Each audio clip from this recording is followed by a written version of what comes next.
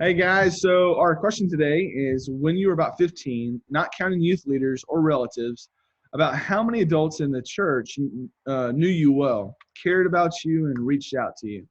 In what ways would your life have been richer if it had been connected more to adults? So I'm actually going to pass this on to Zach first, and then I'm going to finish it off. So when I was 15, my dad was pastor, so I grew up as a pastor's kid. So everybody knew my name in my church. We had about 300 in our church on average that showed up on Sundays. So everybody knew my name, but knew me well. Outside of youth ministry and the youth, adults, and parents, there's not very many, maybe two or three. Um, and most of them were the elderly. And one of the ladies, her name was Betty. She was a lady that let me do her yard. I mowed her yard ever since fifth grade. So I grew up junior high, high school, and even into college years, being able to mow her yard. And she was able to bless me with helping out with expenses. And so she was a big part in my life because every time I mowed her yard, we would catch up with each other. We would visit, ask how my family was doing, how I was doing, how school was going. I could tell she really cared. There was a couple of other ladies just like that in my life, and those were really the biggest ones that I can think of. Besides youth parents, there was a group of youth parents. They had a daughter the same age as me. We grew up in youth, and they were really nice. But even after youth, see, they're not youth leaders anymore, but I'm still able to go to them, and they also pour into my life.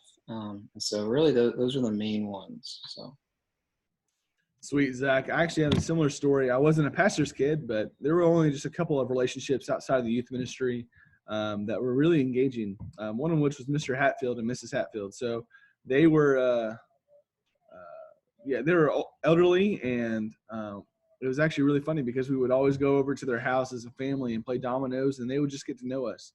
And on that time, they would always pray for us before we left, and then they would give us a sucker as kind of a thank you for coming over, and it was kind of a prize at the end of the day.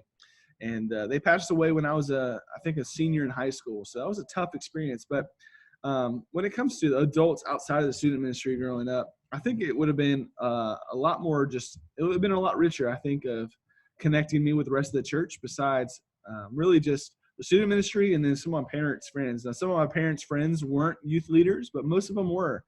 And so those were some adults I had really good relationships with, and they knew us well, that and our staff. But realistically, I would have loved to be able to get to know the older generation faster. And that's actually something our youth minister, when I was about a sophomore in high school, about that 15-year-old age, really encouraged us to do. He would always sit there in the morning and walk around and shake everyone's hand, literally in our first service, which is usually the older crowd.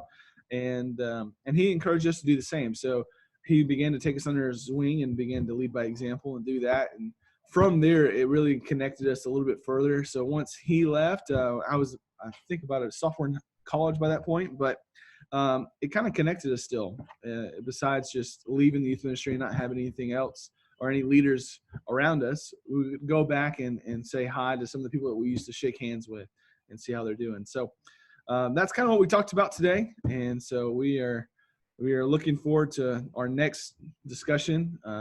And hopefully, well, we'll see if we can ever meet again. But we'll see y'all next time. Thanks.